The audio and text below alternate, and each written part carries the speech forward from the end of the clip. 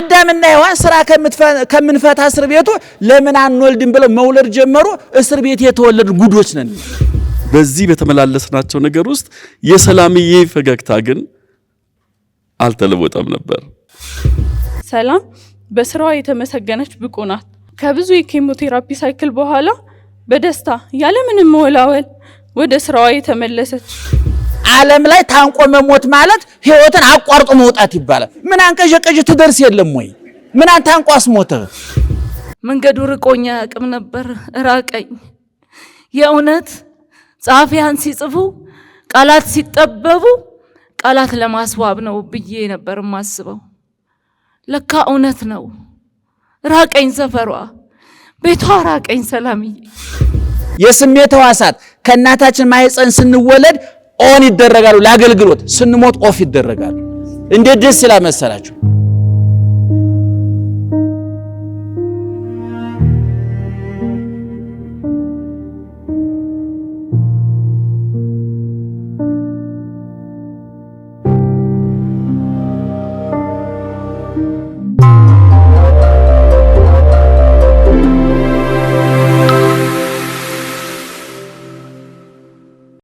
እንደምን አላችሁ?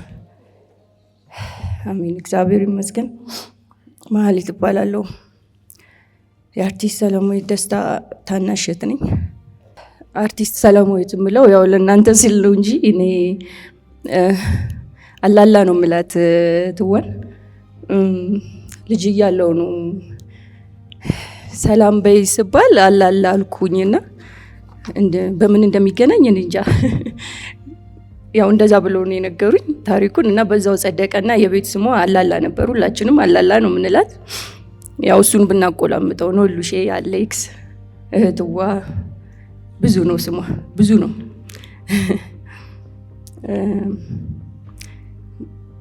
የቱን ተናግሬ የቱን እንደምተው አላውቅም።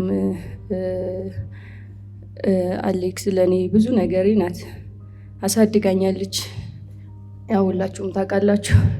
እንደ እናት ተንሰፍስፋ፣ እንደ አባት ቀጥታ ተቆጥታ እኔ ያሳደገችኝ።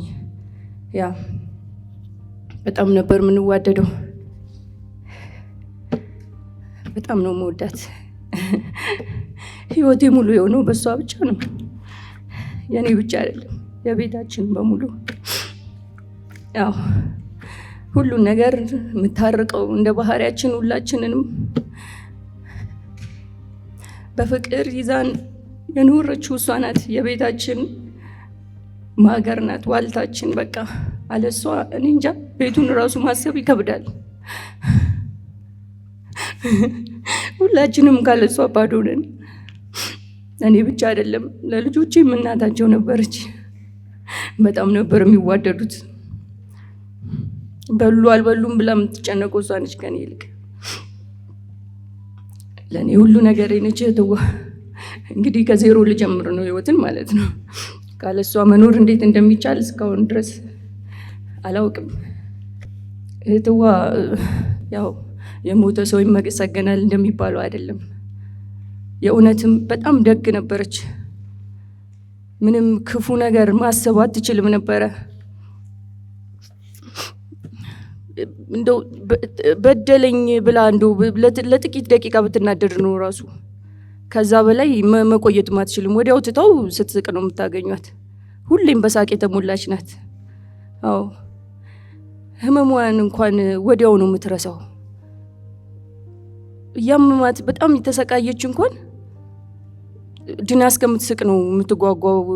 በቃ ልክ ህመሙ ታገስ ሲልላት መሳቅ ትጀምራለች። ከት እያለች ከልቧ ነው የምትስቀው፣ ከልቧ ነው የምትስቀው። በእውነት ደስ ብሏት ነው የኖረችው። በሃይማኖቷም እንግዲህ አይታችሁታል። የእውነት ህይወት ነው የኖረችው እና እርግጠኛ ነኝ ከአብርሃም ጎን እንደሆነች ከድንግል ማርያም ጋር እንደሆነች በጣም እርግጠኛ ነኝ። ሁሌም እጸልያለሁ የኔም ቀጠሮ ሲደርስ ከሷ ዘንድ ሆን ዘንድ እንድትጸልይልኝ እንድትነግርልኝ ሁሌም ጸሎቴ ነው። አገኛታለሁ፣ ያኔ አያታለሁ፣ ያኔ እንገናኛለን። እህትዋ ሁሌም ወድሻለሁ። በዚህ ከባድ ሐዘናችን ላይ እውነት በስም ለመጥራት በጣም ይከብደኛል። በጣም ብዙ ናችሁ ሁላችሁም፣ ጓደኞቿ፣ የሙያ አጋሮቿ፣ አብሮ አደጎቿ፣ የሃይማኖት አባቶች፣ እንዲሁም መዘምራን፣ አገልጋዮች፣ ሁላችሁ ዘመድ ወዳጆቿ፣ ሁላችሁም ቤት ድረስ መታችሁ ልታጽናኑን ሞከራችሁት። በዛ ርቀት በዛ ሚዛን እህቴን ስላከበራችሁልኝ በእውነት ከልቤ ነው የማመሰግነው። እግዚአብሔር ይስጥልኝ፣ እግዚአብሔር ያክብርልኝ። እንዲሁም የቀድሞ ከፍተኛ 4 ቀበሌ 50 በረድጎች ወዳጆች እና ወዳጆች ህብረት 26 የኮሚቴ አባላት ከእህቴ እልፈት ቀን ጀምሮ እስካሁን ድረስ ይህንን ፕሮግራምም እስከማዘጋጀት ድረስ በእውነት የከፈላችሁት ብዙ ነገር ነውና ያው ጎዶሏችንን ነው የሞላችሁልን። እግዚአብሔር ያክብርልን። ሁሌም አብራችሁ ረጅም እድሜ እንድትኖሩ የእግዚአብሔር ፍቃድ ይሁን። ኑሩልኝ። ወዳችኋለሁ። በተረፈ የራስ ቲያትር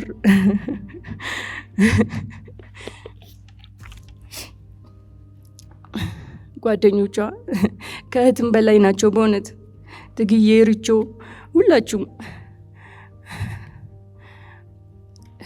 ስማችሁን መጥራት ባልጀምር ነው የሚሻለኝ። ሁላችሁም እግዚአብሔር ያጽናችሁ፣ በእውነት እግዚአብሔር ያጽናችሁ። ለወይናምባ የክሩ አባላት በሙሉ የከበረ ምስጋናዬን አቀርባለሁ። ሁላችሁንም እግዚአብሔር ይስጥልን። ትዋ ነፍስሽ በሰላም ትረፍልኝ። እወድሻለሁ።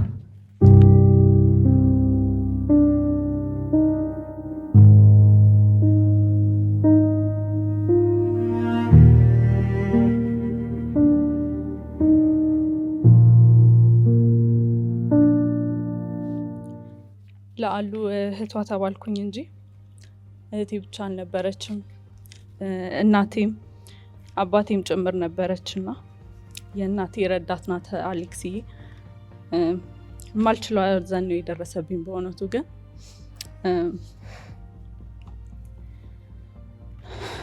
እዚህ ስናገር ስሜታዊ እንዳልሆን በወረቀት የጻፍኩትን ለማንበብ ነው የምሞክረው እና ያለፈው ጊዜ በእውነት በብዙ እየተፈተንኩበት ነው።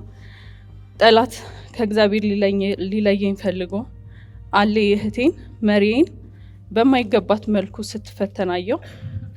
በዚያ ሁሉ ውስጥ ግን ያበረታኝ የሷ ጥንካሬ ነው። በህመም በስቃይ ውስጥ እያለፈች እግዚአብሔርን የማታመሰግን ተስፋ በአፏ የሞላ ሳቅ ከፊቷ የማይጠፋ ድንቅ ሴት ናት። በያዕቆብ መልእክት በፈተና የሚጸና ሰው የተባረከ ነው፣ ከተፈተነ በኋላ ለሚወዱት ተስፋ ስለ እርሱ የሰጣቸውን የህይወት አክሊል ይቀበላልና እንደሚል በፈተና ጸንታ የተባረከች ናት። የህይወትን አክሊል ያቀብልልኝ። ህይወት ሚዛናዊ አይደለችም።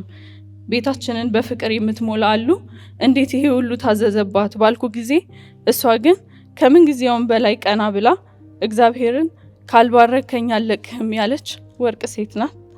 የእውነትም ህይወት ሚዛናዊ አይደለችም። በመጽሐፈ መክብብ እንዳለው ከፀሐይ በታችም ሩጫ ለፈጣኖች፣ ሰልፍም ለኃያላን፣ እንጀራም ለጠቢባን፣ ባለጠግነትም ለአስተዋዮች፣ ሞገስም ለአዋቂዎች እንዳልሆነ አየው። ጊዜና እድል ግን ሁሉን ይገናኛቸዋል ይላል። በእውነትም ጊዜና እድል በማይገባት መልኩ አሉን ፈትኗታል። እንግዲህ እግዚአብሔር የወደደውን አድርጓል። እሷም ከፈተናው ከፍ ብላ ብዙ አስተምራናለች።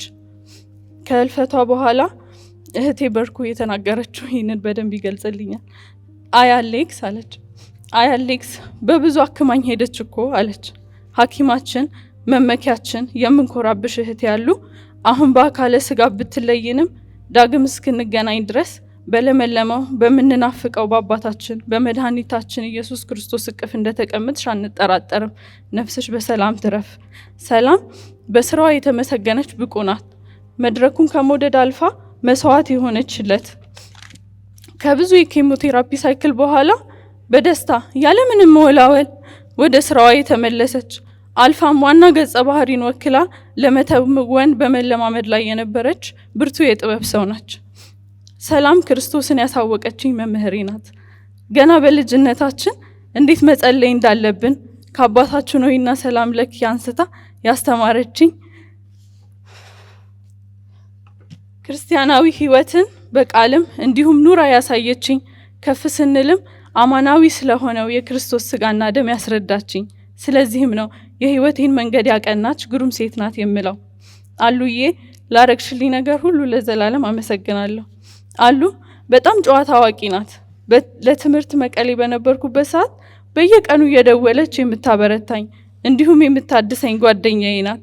ስትቀልድብኝ አንቺ በቃ መደበሪያሽ አረግሽኛ፣ አሁንማ የመቀሌ መንገዶች ራሱ አረ የሰላም ያለ ነው የሚሉት ካልተደዋወልን ትለኝ ነበር። አሌክስዬ በጣም ትናፍቀኛለች። አሉ በሁሉም ነገር ታማክረኝ ነበር። የሆነ ጽሁፍ ከጻፍኩ እንኳ እሷ ሳታነባው አትቀርም። አሉ አንድ ምጥግ አለኝ ዛሬ ስሚኝ በእናትሽ እላታለሁ። ግጥም ለማለት ስለማይበቁ ምጥግ ነው የምንላቸው። እሷም ሁሌም ለመስማት ዝግጁ ነበረች። የጻፍኩት ነገር ካልጣማት ደግሞ አረ ጉድ በል የጥበብ ሰው፣ አረ እየተሳሰብን እንጂ ጥበብ መቀለጃ መሰለሽ እንዲህ ብላ ትስቅብኝ ነበር። የወደደችው እንደሆን ደግሞ ውይህትዋ ደስ ሲል ብላ ደጋግማ ታነበዋለች። ከጻፍኳቸው ሁሉ ያላነበበችው አንድ ጽሁፍ ነው።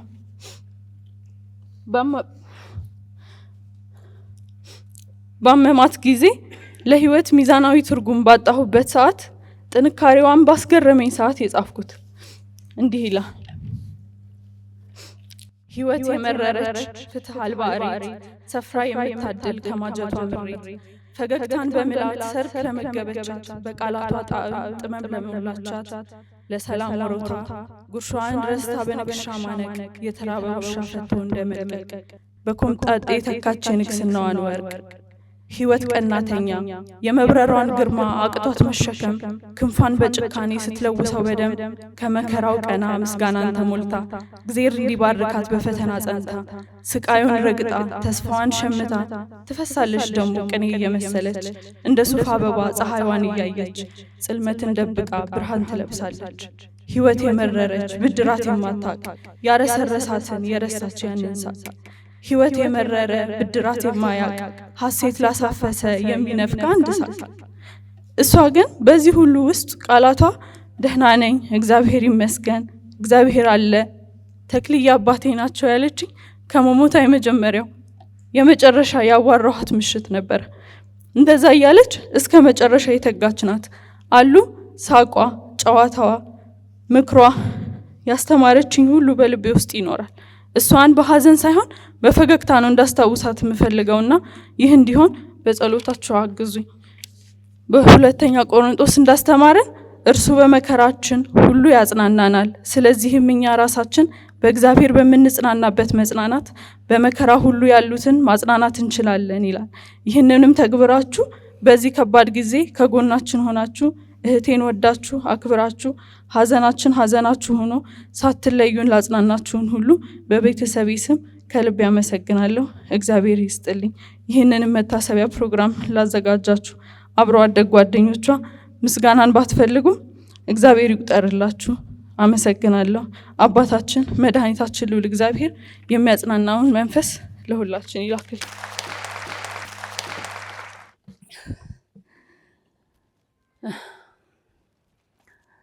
መበርታት አለብኝ አይደል?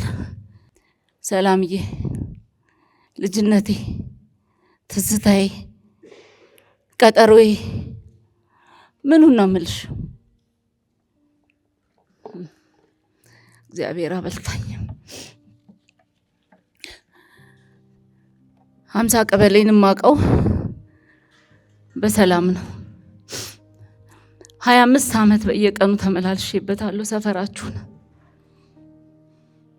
50 ቀበሌ ጋር ጠብቂኝ፣ ዲያፍሪክ ጋር ጠብቂኝ፣ አረቄ ጋር ጠብቂኝ እንባባል ነበር። ሰላምዬ የጧት ቀጠሮዬ ናት።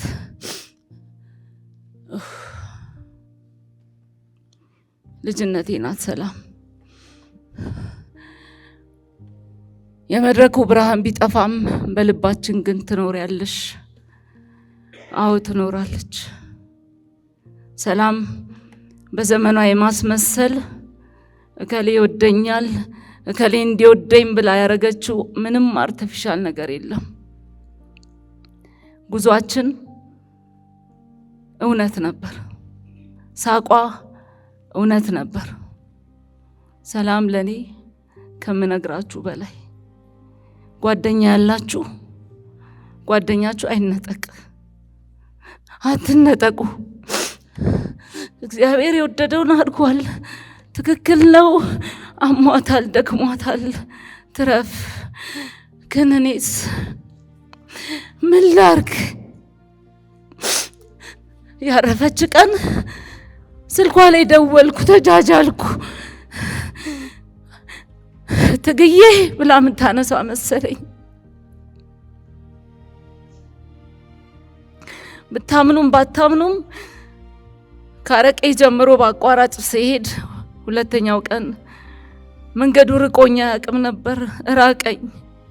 የእውነት ጸሐፊያን ሲጽፉ ቃላት ሲጠበቡ ቃላት ለማስዋብ ነው ብዬ ነበር ማስበው። ለካ እውነት ነው። ራቀኝ፣ ሰፈሯ፣ ቤቷ ራቀኝ። ሰላምዬ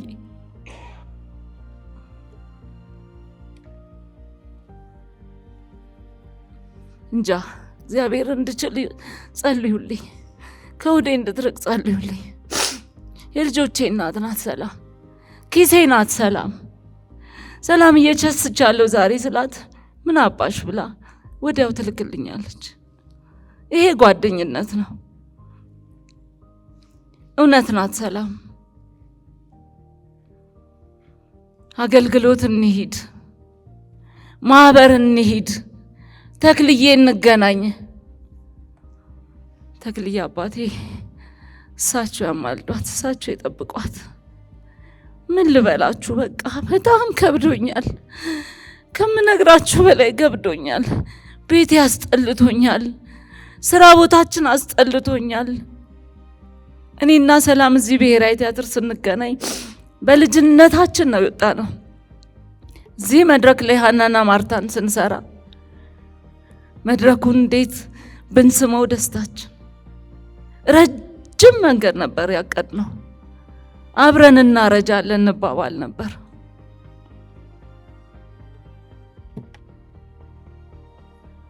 ብሔራዊ መድረክ ላይ ሰላምዬን የሞቷን ፎቶ ያለው ቲያትሯን ባስመርቅላት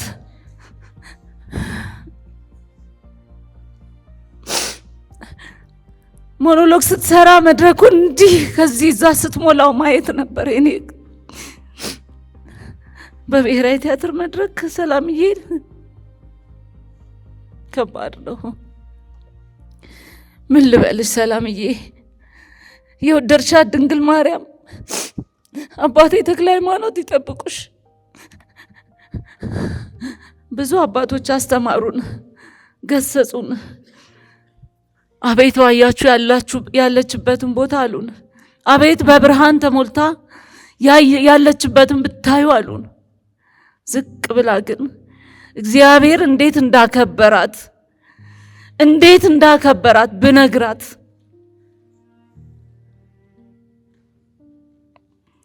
እግዚአብሔር ያክብራችሁ፣ እግዚአብሔር ያክብራችሁ። ሰላምዬ የለችም። ዋና ከሞተ እኮ ብዙ ሰው በቃ ይቀዘቅዛል አይደል? ዋናችን ግን በእናንተ አለች፣ በራስ ቲያትር ፊት አለች፣ በማህበረ ላሊበላ አለች። ሰላማዊት ደስታ ቅድም ሰምታችኋል። ከ400 በላይ መንፈሳዊ ድራማዎችን ሰርታለች።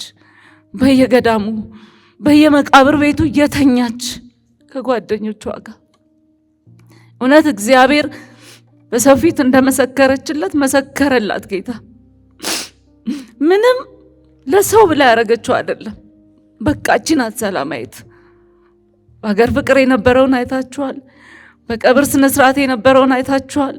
ይሄው ዛሬ ተደገመ። ሰላማዊት በቃ እቺ ናት ሰላማዊት።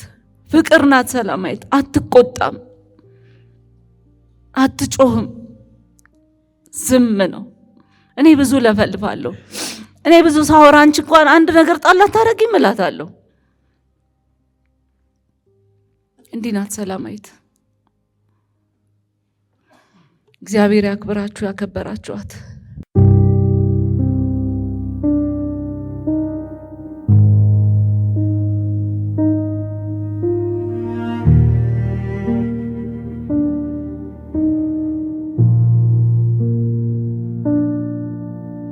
እንደምን አመሻችሁ።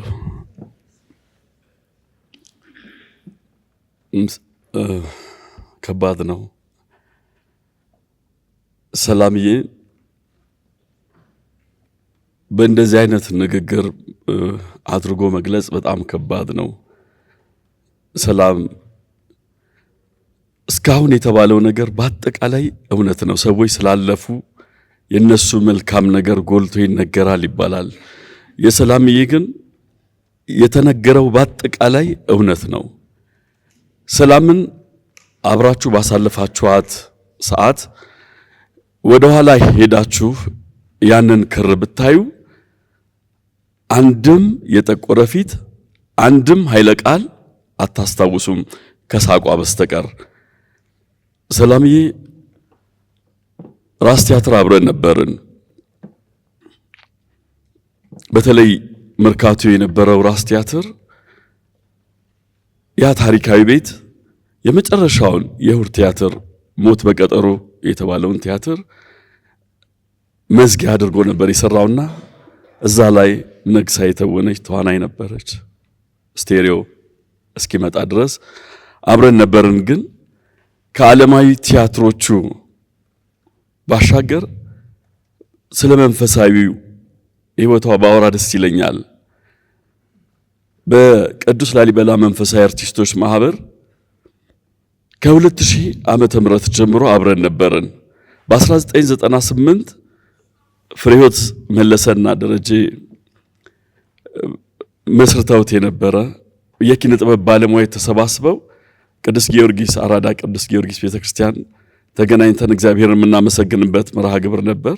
ሁሉም አይነት የኪነ ጥበብ ሰው ነበር እዛ ላይ። ያንን 2 ዓመት ሄዶ ሲቋረጥብን እግዚአብሔር ፈቅዶ 12 ሰዎች ይህንን የቅዱስ ላሊበላ መንፈሳዊ አርቲስቶች ማህበርን መሰረትንና እነ ፍርዬ፣ እነ ሽሜ፣ ቲጂ፣ ዳኒ፣ ዋስዬ፣ ንብረት ገላው ብዙ ናቸው። 12 ማስታወሳቸውን አፌ ላይ መጣውን የጠራሁት። እዚህ ማህበር ውስጥ እንደኛ ኃጢአት ብዛት ሳይሆን እንደሱ ቸርነት አዲስ አበባ በተለያዩ አድባራት ከ400 በላይ መድረኮች ተተውኗል። እዛ መንፈሳዊ አገልግሎት ውስጥ እንደ ዓለም መድረክ አይደለም፣ ፈተናው ብዙ ነው። በዛ ውጣ ውረድ ውስጥ የሰላምዬ አንድ ቀን ኔጌቲቭ ኢነርጂ የለም ነበር። ከባዱ መርሃ ግብሮች የነበሩት ከከተማ ውጭ የምንሄድባቸው ነበሩ። እንደ አባቶቻችን አይነት አገልግሎት እግዚአብሔር ፈቅዶ ስናገለግል በተለይ ፍለፊት የማታዩቸው እዚህ ከተማ ውስጥ ራሳቸውን ደብቀው የከተማ ባህታዊ የምንላቸው ታላላቅ አባቶች ነበሩ። በምክር የሚለግሱን ነጋሽ ታዬ፣ ነጋሽ ተሰማ የመሰሉ አባቶችና ስንወጣ መቃብር ቤት ነው የሚታደረው። የሰንበት ተማሪዎች ያበሰሉት ምግብ ነው የሚበላውና በሻሻ ላይ ለማገልገል የሄድን ጊዜ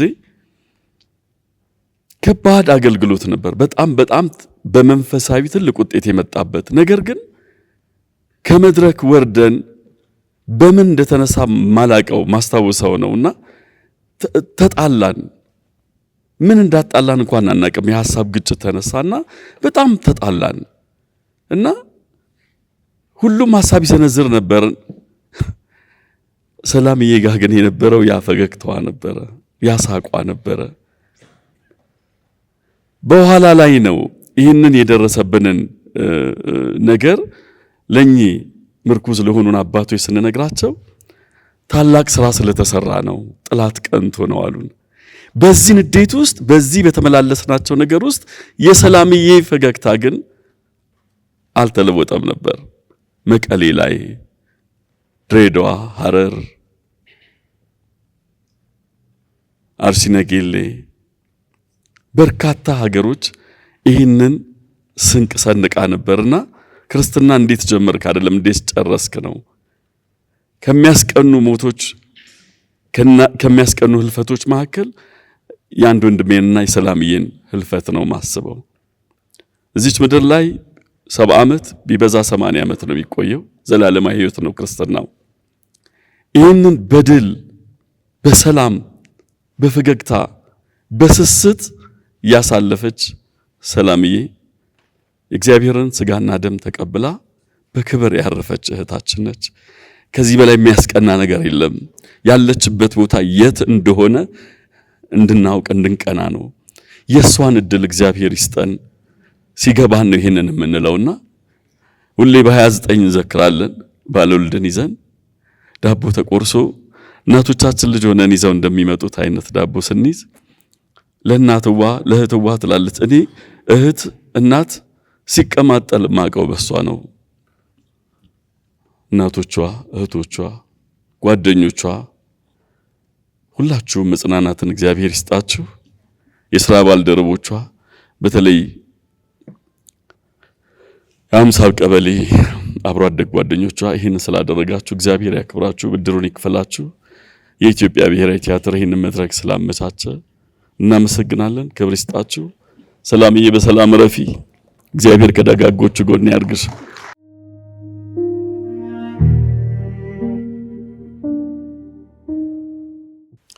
በስመ አብ ወወልድ ወመንፈስ ቅዱስ አሐዱ አምላክ አሜን።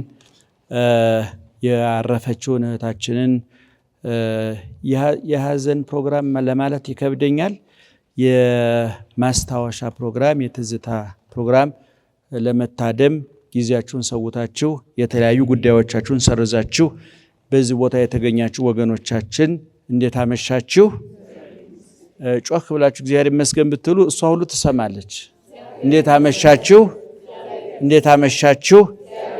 በሐዘናችንም ሆነ በደስታችን ጊዜ፣ በጤንነታችንም ሆነ በበሽታችን ጊዜ አትርፈን አንገታችን ቀና ባለበትም ሆነ ከስረን አንገት በደፋንበት ጊዜ ዘመድ፣ ገንዘብ፣ ጤና ፊቱን ባዞነብን ጊዜ የያዝነው እያመለጠ የሰበሰብነው እየተበተነ መያዣ መጨበጫው በጠፋን ጊዜ ከጎናችን ሳይሆን ከፊታችን የቆመው አባታችንም አምላካችንም እግዚአብሔር ስለ ሁሉም ነገር ክብርና ምስጋና ይግባው። ክብርና ምስጋና ይግባው። እኔ በጣም ከሚደንቁኝ የመጽሐፍ ቅዱስ ጥቅሶች መካከል የማይደንቅ የለም። መቼም አንድ መሶብ ውስጥ 50 እንጀራ ቢኖር 50ውን ሁሉ አደንቀዋለሁ ብሎ በልቶ በሽታ ላይ መውደቅ አይገባም። 50ው እንጀራ ይጣፍጣል፣ ግን አንድ እንጀራ እንበላለን አይደለም። ስለዚህ ሁሉም የእግዚአብሔር ቃል ማር ነው፣ ሕይወት ነው። የትም ይነበባል፣ መቼም ይነበባል፣ ማንም ያነበዋል። ዓለም ላይ ስፍር ቁጥር የሌላቸው መጻሕፍት ታትመዋል፣ ሸልፎች ተጣበዋል፣ ላይብረሪዎች በስፋት ተከፍተዋል። በብዙ 100,000 ደራሲያን ብዙ ሚሊዮን መጻሕፍትን በብዙ ኮፒ አባስተው ሽጠዋል። አብዛኞቹ መጻሕፍት ደራሲዎቻቸው እያሉ የሞቱ መጻሕፍት አሉ። ደራሲዎቻቸውን ሸኝተው ጥቂት አዝግመው ታመው የሞቱ መጻሕፍት አሉ። ከናካቴው እንደታተሙ የሞቱ መጻሕፍትም አሉ። በቦታ በጊዜ የተወሰኑ መጻሕፍት አሉ። ሀብታም የማያነባቸው፣ ድሃ የሚያነባቸው፣ ወጣት የሚወዳቸው፣ ሽማግሌ ትኩረት ያልሰጣቸው፣ ለቅሶ ቤት ቢነበቡ ለሰርግ ቤት የሚያሆኑ፣ የከሰረ ቢያነባቸው የተረፈ ቦታ የማይሰጣቸው፣ የተሾመ ቢያነባቸው ለተሻረ መጽናኛ የሌላቸው ብዙ መጻሕፍት አሉ። መጽሐፍ ቅዱስ ከነዚህ ሁሉ ይለያል። ያተረፈ ቢያነበው ከትዕቢት፣ የከሰረ ቢያነበው ከተስፋ መቁረጥ ያድናል። ሙሽራ ቢያነበው ትዳሩን ያስፋርክበታል። የተፋታ ቢያነበው እንዴት ሕይወቱ መቀጠል እንዳለበት አቅጣጫ ያሳየዋል። ዓይን ለሌላቸው ብርሃን ነው፣ ዓይን ላላቸው ብርሃን ነው። የእግዚአብሔር ቃል የትም መቼም በሁሉም ቦታ ይነበባል። ምክንያቱም እግዚአብሔር የቦታ የጊዜ የሁኔታ አምላክ አይደለም። የዛ ዘመን አምላክ የዚህ ትውልድ አምላክ የሚባል አምላክ የለንም እኛ። የየትም አምላክ፣ የሁሉም አምላክ፣ የሁሉም ዘመን አምላክ፣ የትም መቼም ሁሉም የሚጠራው የሞላለት የጎደለበት፣ ያተረፈ የከሰረ፣ ጤነኛ በሽተኛ፣ የተሾመ የተሻረ፣ ያጣ ያገኘ፣ የታመመ የዳነ ቢያነበው ለሁሉም እንደየችግሩ መፍትሄ የሚሰጥ እንደየበሽታው መድኃኒት የሚሰጥ እንደየስብራቱ ጥግናት ያለው የእግዚአብሔር ቃል ብቻ ነው። ስለዚህ የትም ቢነበብ ማንም ቢያነበው ለጥያቄዎቻችን መልስ አለው፣ ለንባችን ማበሻ አለው፣ ለቁስላችን ፈውስ አለው፣ ለስብራታችን ጥግናት አለው። ምክንያቱም ቃሉ የማን ስለሆነ የእግዚአብሔር ስለሆነ። ስለዚህ በዚህ እንደው ከሚገርሙኝና እውነት እንደው እየኖርነው ነው ወይ ብዬ ከምጠይቃቸው ጥያቄዎች አንዱ ሐዋርያው ቅዱስ ጳውሎስ ለፊልጵስዩስ ሰዎች ሲጽፍ እንዲህ አለ፣ ፈቱሰ እፍልስ ወትፈለጥ እምዝንቱ ዓለም ወአሐሉ ሀበ ክርስቶስ። ምናልባት ብሔራዊ ቲያትር መድረክ ላይ ግዕዝ ተጠቅሶ ካላወቀ አንድ በረከት ነው ብዬ አስባለሁ። ለነገሩ ከዚህ በፊት ብዙ ጊዜ 13 14 ዓመት ተመላልሻለሁኝ እዚህ መድረክ ላይ ስለ ፖለቲካው፣ ስለ ኢኮኖሚው፣ ስለ አንድነታችን፣ ስለ ፍቅራችን ብዙ ሰብከናል፣ ብዙ ተናግረናል። ተናግረን አልተሰማንም፣ ተናግረን አልተነበብንም። እዚህ የተናገርናቸው በጣም ገንቢ ቃላት ጆሮ በማጣታቸው ከኛ መላስ ይልቅ ክላሽ ድምፅ ስላለው ከኛ ይልቅ ፖለቲካዎች ድምፅ ስላላቸው ሁልጊዜ የምንናገረው እየተነነ እየበነነ ቀርቶ ነው። እዚህ መድረክ ላይ ቁመን ስለ አንድነት ሰብከናል፣ ስለ ፍቅር ሰብከናል፣ ስለ መግባባት ስለ መደማመጥ ሰብከናል። እኔ እዚህ መድረክ ላይ የግዕዝ ቅኔ ሁሉ አቅርቤበታለሁ ከዚህ በፊት ብያለሁ። እና እንግዲህ ግዕዙ ሐዋርያው ቅዱስ ጳውሎስ የሚለን ምንድነው? ደህና መሻችሁ? እየሰማችሁ ነው? እንዳትሰላችሁ። እና ቅዱስ ጳውሎስ ምን አለ? ልሄድ ከክርስቶስ ጋር ልኖር እናፍቃለሁኝ። እኔ በጣም ነው የሚገርመኝ። ምናልባት ይሄንን ምን ያህል እንዲያጤናችሁት አላውቅም። እኔ ቅዱስ ጳውሎስ ልሄድ ከክርስቶስ ጋር ልኖር እናፍቃለሁ ሲለን ይሄ እሽግ ሲቀደድ፣ ይሄ ንባብ ሲተረጎም፣ ይሄ ምስጢር ሲተነተን ምን ማለት እንደው ታውቃላችሁ? ሞት ናፍቆኛል እያለን ነው። ምክንያቱም ሐዋርያው ቅዱስ ጳውሎስ ከማን ጋር መኖር ነው የፈለገው? ንገሩኝ እስኪ። ከማን ጋር ለመኖር ነው የፈለገው? ከእግዚአብሔር ጋር ለመኖር ነው የፈለገው። ከእግዚአብሔር ጋር ለመኖር ደግሞ ድልድዩ ምንድን ነው? በየት በኩል ነው የሚሄደው? ስለዚህ ቅዱስ ጳውሎስ ከክርስቶስ ጋር መኖር ናፍቆኛል ካለ በግልባጩ ምን እያለን ነው? ምን እያለን ነው? ሞት ናፍቆኛል እያለን ነው። አንድ ሰው አሜሪካ መሄድ ናፍቆኛል ብሎ እንደ ቤተ መቅደስ የአሜሪካን ኤምባሲ እየተሳለመ ደጅ ሲጠና ኑሮ ቪዛ ሲመታለት እኔ እኮ አውሮፕላን አልወድም ቢላችሁ የዚህ አበልቶት ቀረ ማለት እኮ ነው። እንግዲህ አንድ ሰው አሜሪካ መሄድ ፈልጎ አውሮፕላን መሳፈር አልወድም ካለ አሜሪካ ሄዳል ሰውዬ? አይሄድም። ወደ ክርስቶስ መሄድ ይፈልጋለሁ የሚል ሰው ሞትን ከፈራ ከአውሮፕላን የተጣለ ተሳፋሪ ማለት ነው። ስለዚህ አባቶቻችን ሞት ይጣፍጣቸዋል። ለምንድን ነው ሲባል ኢየሱስ ክርስቶስ ወደ ምድር በመምጣቱ ያለምን አስተሳሰብ ገልብጦታል። ያለምን አመለካከት ገልብጦታል። መልበስን የሚያደንቁ በልብሳቸው ውበት የሚመጻደቁትን ሰዎች ባዶ ለማስቀረት ራቁቱን ተሰቅሏል እግዚአብሔር። ጣፋጭ መጠጥን ለሚያደንቁ ሰዎች ኮምጣጤ በመጠጣት የመጠጥን ዋጋ ባዶ አስቀርቶታል። ሞት ለሚፈሩ ሰዎች በመሞት ሕይወትን አሳይቷል። በመቀበሩ መቃብር ለሚጨንቃቸው ሰዎች ትንሣኤን አሳይቷል። ገለው እየፎከሩ በመግደላቸው እረ ገዳይ፣ እረ ዘራፍ፣ እረ ነብሩ፣ እረ አንበሳው እያሉ በወንድማቸው ሬሳ ላይ ለሚፎክሩ ሰዎች ለጠላቶቹ በመሞት ፉከራቸው ባዶ አስቀርቶታል። እግዚአብሔር ለወዳጆቹ በመሞት ለጠላቶቹ ይቅርታ በማድረግ በችንካር፣ በጅራፍ፣ በግርፋት፣ በኮምጣጤ በዛ የመከራ ዶፍ እየወረደበት አባቶይ የሚያደርጉትን አያውቁምና ይቅር በላቸው። እኛ እኮ እውነቱን ለመናገር አይደለም ኮምጣጤ እየጠጣን ውስኪ እየጋበዙን እኮ ከየት አባቷ የምትሆን ምን ልሶች እኮ ነን። እኛ እየጠጣን በውስጣችን የምናስበው ምንድነው? ከየት አባቷ የምትሆን ውስኪ የገዛው ዋጭበርብሮ እኮ ሊሆን ይችላል። ጮማ እያስቆረጡን እኮ ጮማውን እየቆረጥን ልባቸው እነሱን ነው የሚቆርጠው። አቤትን ጊዜ እኮ ዘርፏ የምትወኮ ነው። ነጋዴ እኮ አንድ ነጋዴ ሲከስር እኮ የመጀመሪያ ጠላቶች እኮ የጋበዛቸው ሰዎች እኮ ናቸው። በየቦታው መበተን ነበር ስራው፣ ተበትኖ ቀረ። በፊትም አያውቅበትም ነበር። ሲያባትኑ ሲያጫልጡት የነበሩ ሰው መልሰው ይበትኑታል፣ ይጨልጡታል። ሰውየው የዓለም ጠባይ ይሄ ነው። እግዚአብሔር ነገሩን ገለበጠው። ለካ እየተጠሉ መውደድም ይቻላል። ለካ እየሞቱ ሕይወት መዝራት ይቻላል። ለካ እየተቀበሩ ትንሣኤን ማወጅ ይቻላል። የኛ ጌታ ይህን ያስተማረው። ታዲያ ቅዱስ ጳውሎስ ምን አለ? ልሄድ ከማን ጋር ልኖር እናፍቃለሁ አለ? ከክርስቶስ ጋር አለ። ለመሆኑ አንድ ነገር የሚናፍቀን ለምንድን ነው? ስለዛ ነገር መረጃ ስላለ ነው። አሁን እዚህ ውስጥ ያላችሁ መለው 130 ሚሊዮን የኢትዮጵያ ሕዝብ በዚህን ሰዓት እንደው አውሮፓ፣ ካናዳ፣ አሜሪካ እንደው ዕለቱን ታፍሰህ ትሄዳለህ ቢባል እውነቱን ለመነቁል ልቢ በጃንጥላ ይጠለቀለቅ ነበር። ሁሉም ሰው ናፍቆታል። ለምንድን ነው? ለምን እንደ ጎረቤት ሞቃዲሾ ያልናፈቀንን ለምንድን ነው ስንት ሺህ ማይል አቋርጠን ዋሽንግተን ዲሲ የሚናፍቀን? ጅቡቲ ያልናፈቀች ለምን ለንደን ናፈቀን? ናይሮቢ የፓሪስን ያህል ለምን ናይሮቢ አይናፍቀንም? የተሰጠን መረጃ ያ ቦታ እንድናፍቀን አድርጓል። ቅዱስ ጳውሎስ ወደ ክርስቶስ መሄድ የናፈቀው ለምን? ስለ ክርስቶስ መረጃ አለው። ስለሚሄድበት ቦታ መረጃ አለው። ምእመናን ይቅርታ ምእመናን አይደላችሁም፣ አፌ ለምዶብኝ ነው። ያው ምእመናን ልበላቸው ችግር የለም። ምእመናን ማለት አማኝ ማለት ነው አይደለ? ደህና መሻችሁ። እኔ ከዚህ ከለቅሶ ከሐዘኑ ድባብ መውጣት አለባቸው ወገኖቻችን። እኔ ዝም ብሎ እዛ አልቅሶ እንባ ረጭቶ እንባቸው የማህረብና የሱፍቲ ሳይሆን መቅረት የለበትም። እኛ እያወራን ያለነው ሙቶ ስለተነሳ ጌታ ነው። በሞት ላይ ስለነገሰ ጌታ ነው። ወደዛኛው ዓለም በክብር ስላረገ ጌታ ነው። እኛም ወደዛ እንሄዳለን ብለ እኔ አሁን አይነ ስውር ነኝ። ጨለማ ይከብዳል፣ ያሰቃያል፣ ይጨንቃል። ተስፋ እያደረኩ ያለሁት ክርስቶስ ሲመጣ አይን ይተከልልኛል በተስፋ ስለምጠብቅ ነው። አዲስ ዓለም አለ። አይውራን የሚያዩበት፣ ደንቆሮች የሚሰሙበት፣ ድዶች የሚናገሩበት፣ የወደቁ የሚነሱበት። አሁን እህታችን በበሽታው ብዙ እንደተሰቃይ ሰምታችኋል አይደለም? አሁን ዛሬ በገነት እዛ ባለችበት ቦታ ኪሞ የለም፣ እዛ መርፌ ኪኒን ጸበል የለም። እፎይ ብላ በአባቷ አቅፍ ገብታለች፣ ከክርስቶስ ጋር ተጣብቃለች። ምክንያቱም ስጋዬን የበላ ደሜን የጠጣ ከማን ጋር ይኖራል ብሏል? ከኔ ጋር ይኖራል ብሏል። ማረጋገጫ ሰጥቶናል። አሁን በዚህ ሰዓት ሰላማዊት ከክርስቶስ ጋር ተቀምጣ ከአብርሃም ከይስሐቅ ጋር ተቀምጣ ይህንን ጣጣውን ዓለሙን አራግፋ ጥላ ነፃ ወጥታ በነፃነት ነው ያለችው። ስለዚህ ለምንድን ነው መንግስተ ሰማያት ቅዱስ ጳውሎስ የናፈ ሄዶ አይቶት መጥቷል። ይገርማቸዋል።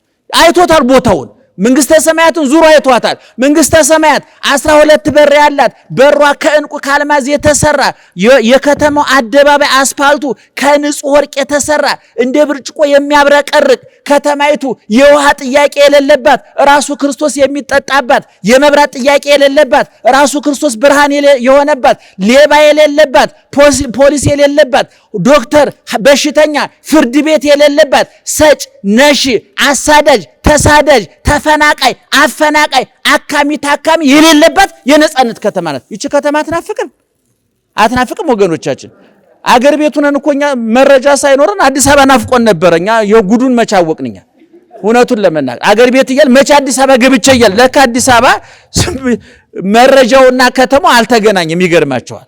መረጃውና ብዙ ጊዜ ስለ አሜሪካ ሰዎች መኪና አጠገብ ፎቶ እየተነሱ ልከው እኮ መኪና አስገጭተውናል እኮ እውነቱን ለመናገር የተዛባ መረጃ ሰጥተው። ቅዱሳን መጽሐፍ ቅዱስ ግን መረጃ የሚሰጠን ስለዚህ ውብ ከተማ ነው። የዮሐንስ ራእይ ምዕራፍ 21 ላይ አንቡ ወገኖቻችን። እንዴት አይነት ውብ ከተማ አለች መሰለቻችሁ? ለመሆኑ 12 ሁሉ በር ከአልማዝ የተሰራላት ከተማ አይታችሁ እስቲ እንደው እዚህ ሴቶቹ አላችሁ አይደለም? የአልማዝ ጉትቻ አላችሁ? የአልማዝ ቀለበት አላችሁ? የላችሁም። እርግጠኛ ነኝ። ካላችሁም ይዛችሁ አትመጡም፣ ትነጠቃላችሁ። እሳጥን ቆልፋችሁ ለጉራ ነው አንዳንድ ቀን ብቅ እያደረጋችሁ ሰው የምታስደነግጡበት እንጂ እጆሮአችሁ አታረጉትም። የሚገርማችሁ መንግስተ ሰማያት ግን ጉትቻችን ቀለበታችን እኮ አይደለም። የመንግስተ ሰማያት በር ራሱ ከአልማዝ የተሰራ ነው። ከተማው አስፋልቱ ዛሬ ከተማው እየፈረሰ እየተሰራ ነው እየተባለ በዚህ ውብ ከተማ ነው በዚህ ሽቶ አፍንጫ ይበጥሳል። መንግስተ ሰማያት ግን አስፋልቱ ንጹህ ወርቅ ነው ይላል። ዛሬ እንኳን አስፋልቱ ንጹህ ወርቅ ሊሆን ለጋብቻ ቀለበት ጠፍቶ እኔ ወደፊት በዘንባባ ሁሉ ሳንጋባ እንቀርነቱን ለምናል። አሁን የወርቁ ዋጋ ሰማይ ወጥቷል። በጣም መከራ ነው። አንድ ሰው ለመጋባት ሲያስብ ቀለበቱ ሸክም ሆኖበታል። መንግስተ ሰማያት ግን አስፋልቱ ምንድነው ይላል? ወርቅ ነው ይላል። ይገርማቸዋል። እንደገና ሌላው የከተማይቱ አዲስ አበባ ላይ መብራት ይሄዳል ይመጣል፣ መከራ ነው። መንግስተ ሰማያት መብራት አይመጣም አይሄድም። አንደኛ ጨለማ የለም፣ ሁለተኛ የከተማይቱ ብርሃኗ ማን እንደሆነ መጽሐፍ ቅዱስ ምን ይላል? እግዚአብሔር ነው የከተማይቱ ብርሃን ይላል። እግዚአብሔር ደግሞ ከኃይል ድሮ ከውሃ የተገኘ ኃይል አይደለም፣ ከነፋስ የተገኘ ኃይል አይደለም፣ ከሶላር የተገኘ ኃይል አይደለም። እኔ ዓለም ብርሃን ነኝ አለ። ከባህሪው ብርሃን የሚያመነጭ ማንም የማያበራው ማንም የማያጠፋው የዘላለም ብርሃናችን ክርስቶስ የበራባት ከተማ ናት። እዛች ከተማ ነው የምንገባው ወገኖቻችን። ከተማይቱ ላይ ውሃ ጥያቄ የለም። ከተማይቱ ላይ ውሃ ጥያቄ የለም። የከተማይቱ የሕይወት ውሃ ማን ነው ይላል መጽሐፍ ቅዱስ ላይ? ኢየሱስ ክርስቶስ ነው። የሕይወት ውሃን እንዲሁ እንዲጠጣ ሰጠዋለሁ ብሎ የነፍሳችንን ጥም የቆረጠ ቆስሎ የፈወሰን፣ ተርቦ ያጠገበን፣ ተጠምቶ ያረካን፣ ተራቁቶ ያለበሰን፣ ኮምጣጤ መራራ ጠጥቶ ጣፋጭ ያጠጣን፣ ተቀብሮ ትንሣኤያችን ያረጋገጠልን ንጉሱ፣ የጌቶቹ ጌታ፣ የነገስታቱ ንጉስ፣ መንግስተ ሰማያት ከንቲባው እሱ ነው። የከተማዋ መብራት እሱ ነው። የከተማይቱ ውሃ እሱ ነው። የከተማይቱ ሁለመናው እሱ ነው። እዛ ፖሊስና ሌባ የለም። እንደውም አንድ ከተማ ይህን ትምህርት አስተምሬ ለመሆኑ በመንግስተ ሰማያት ፖሊሱ ማን ነው ብዬ ስጠይቅ ቅዱስ ገብርኤል ነው አለኛ ነው። እንዴ ገብርኤልማ በመንግስተ ሰማያት እንደኔና እንዳንተ አብሮ ቅዳሴ የሚገባ እኮ ነው። እኛ ባልደረቦቹ አይደለን? እንደዛማ የሥራ ባልደረቦች እኮ ነን። የምንረዳዳው እኮ እዚህ እስካለን ድረስ ነው። እኛ ከእስር ቤት እስከምንወጣ ነው የሚጠይቀን እንጂ እዛማ ከእስር ቤት ወጥተን እኛና መላእክት አብረን ነው ቅዳሴ የምንገባው። ደስ አይልም? የበረንዳ ላይ የወደቀ ዳዌ ፀሐይ የሚጠብሰው ብርድ የሚያቆራምደው ወንድምህ ከሞት በኋላ መንግስተ ሰማያት ከነ ሚካኤል ጋር ቅዳሴ ይገባል። ይገርማል። በጣም እኔ አይነ ስውር ነኝ በመንግስተ ሰማያት ይሄኛው አይን አይደለም የሚመለይ። ይሄማ ቲያትርና ፊልም ለማየት ነው የሚያገለግለው። ጎል ሲገባ ለማጨብጨብ ነው የሚያገለግለው። አረ መደበኛው ብርሃን እዛ ይተከላል። አረ ጨለማው ይገፈፋል። አረ አንደበት ይፈታል። አረ ጆሮ ይከፈታል። አረ የጎበጠ ወገብ ይቃናል። የተጨማደደ ፊት በደስታ ይሞላል። መቃብር ድን ይነሳል። ሞት ይሸነፋል። ይሄ አንዱ የሚያሰቃየን ዓለም ረሃቡ፣ ጥጋቡ፣ ሐዘኑ፣ ደስታው፣ ትርፉ፣ ኪሳራው እኩል ስቃይ ከሆነበት ዓለም ክርስቶስ መጥቶ ነፃ ያወጣናል። ይክበር ይመስገን እግዚአብሔር። እዛ ነው የምንገባው። ያን ነው ተስፋ የምናደርገው። ለዚህ ነው ቅዱስ ጳውሎስ እኛስ ሀገራችን የት ነው አለ። እስኪ ንገሩኝ። አንድ ጊዜ ድሬዳዋ ይሄን ትምትሳስተምር አገራችን የት ነው ስለ አንድ ትልቅ አባት ናቸው። ለካ ድሮ ከጎንደር ነው የመጡት። ጎንደር ነው አሉ። ይገርማቸዋል። ይሄ ጎንደር፣ ጎጃም፣ ወለጋ፣ አሩሲ ያልነው ክፍልፍል እኮ እግዚአብሔር አያውቅም። እኛ ለአስተዳደር የከፋፈልነው ነው። አንዳንድ ሰው የቀበሌ ቤት ወስዶ ራሱ ክፍል 4 ክፍል አድርጎ ይሰራው። መንግስት እኮ ያቅም የቀበሌ ቤት መኖርን ስንት ክፍል እንዳለ ያቅም። ይሄን ዓለም ፈጥሮ ሰጠን። እኛንን ሰው ቤት ገብተን ቀጭቃዣ ተከራይ ሆነን የበጠበጥነው እኛንን።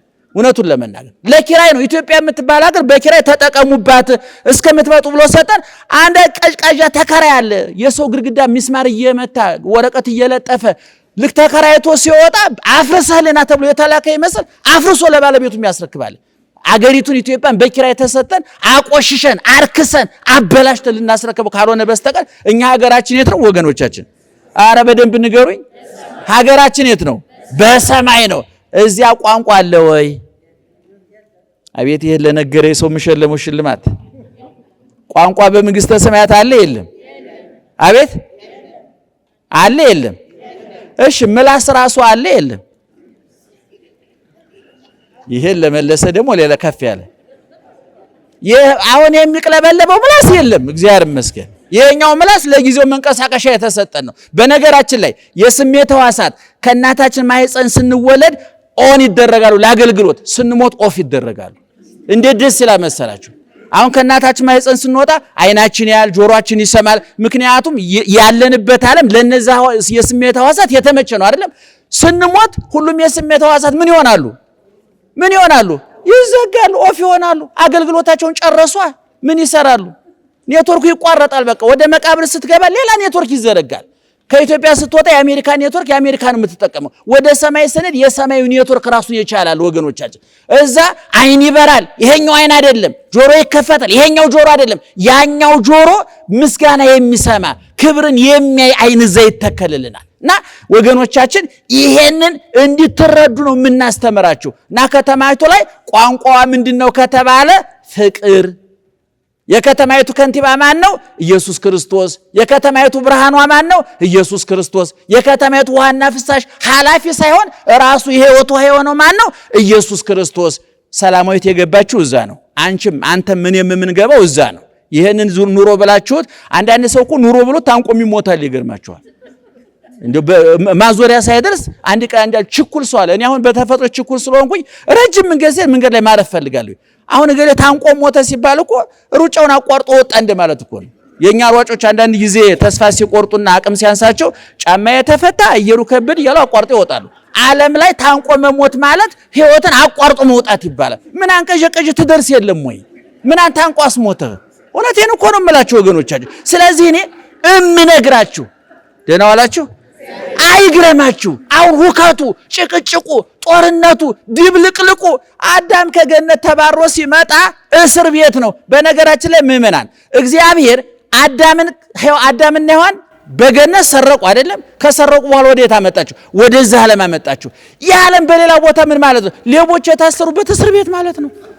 ለምሳሌ አንድ ሌባ ፒያሳ ወርቅ ቢሰርቅ የት ነው የሚታሰረው? ቃሊቲ ነው አይደለ? ፒያሳ አይታሰርም እንዴ? እዛ ለምን ታሰር? አዳምና ገነት ሰረው የታሰሩ እዚህ ዓለም ታሰሩ።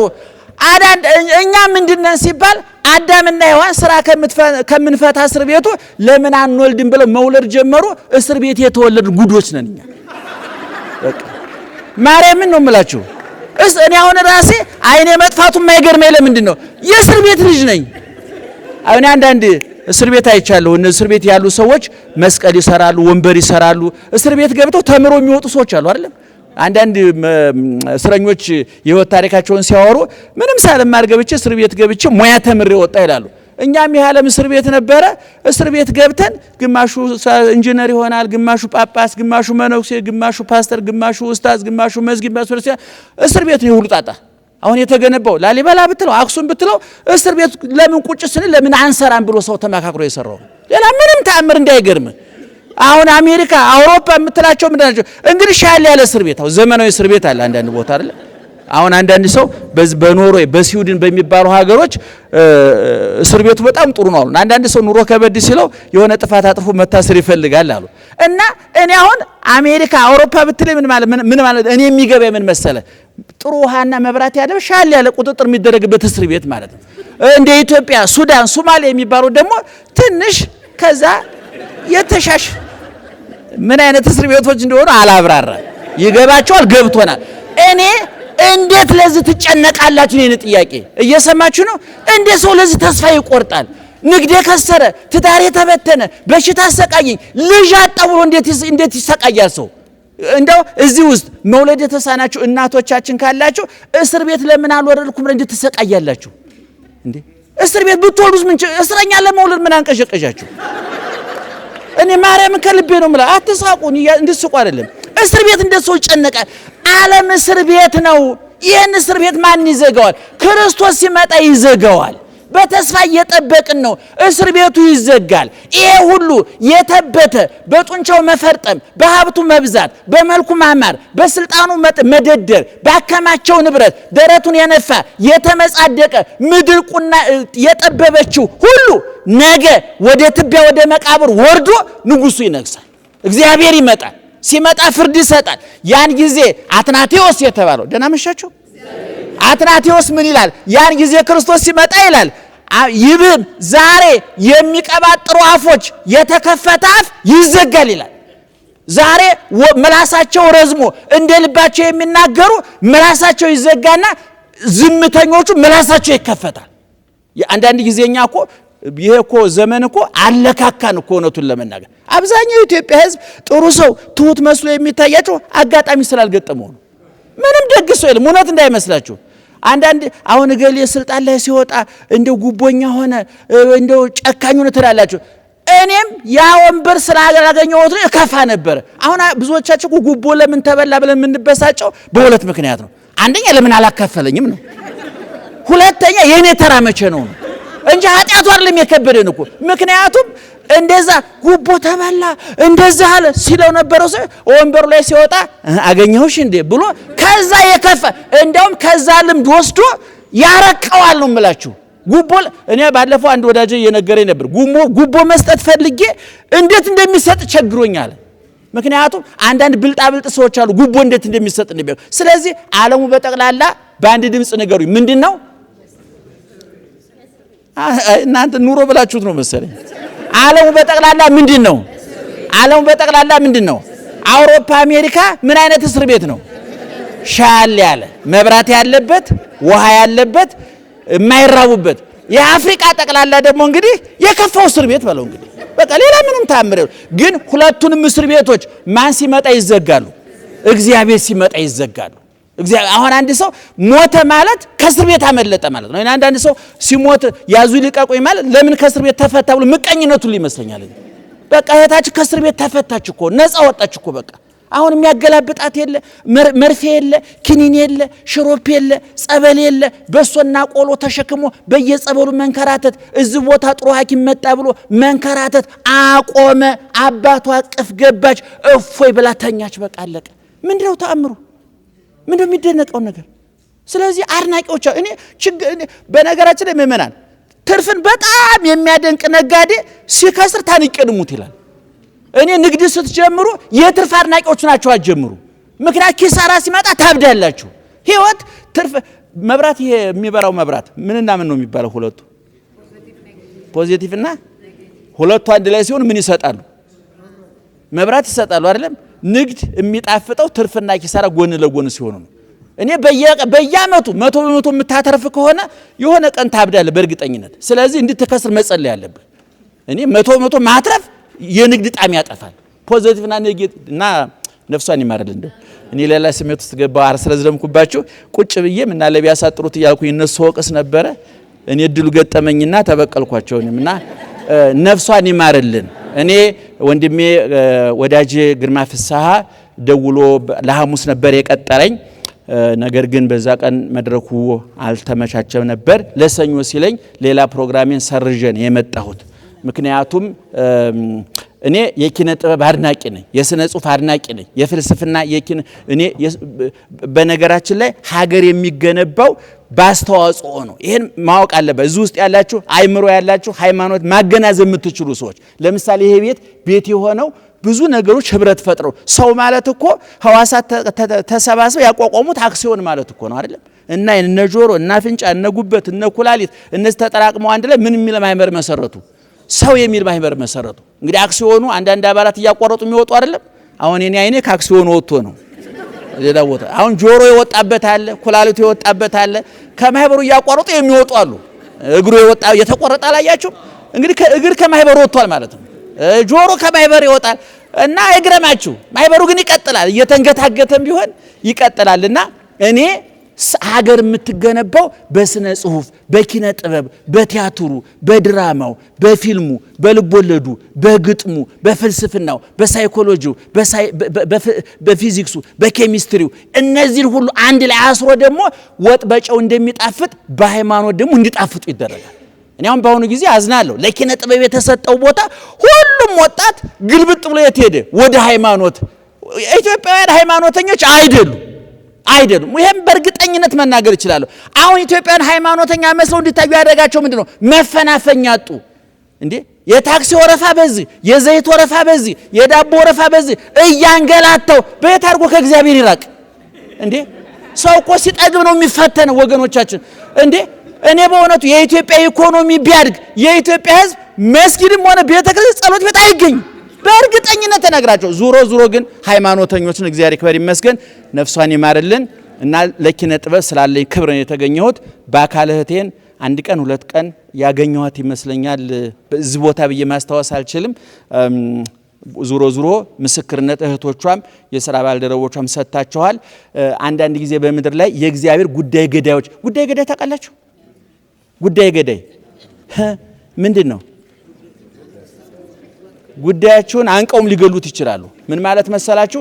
እናንተ ብር ትሰጡና ተሽሎክልከው ጉዳዩን ያስፈጽሙላችኋል። እነዚህ የእናንተ እንደ ሰላማዊ የተነቀና ሰዎች ደግሞ የክርስቶስ ጉዳይ ገዳዮች ናቸው። እና አቡነ ተክለ ሃይማኖት እና አቡነ ገብረ መንፈስ ቅዱስ ድንግል ማርያም ዋናዋ የክርስቶስ የኛው ጉዳይ ገዳይ ናት። የት ቦታ ችግራችን እንደሚፈታ እሷ ታውቀዋለች።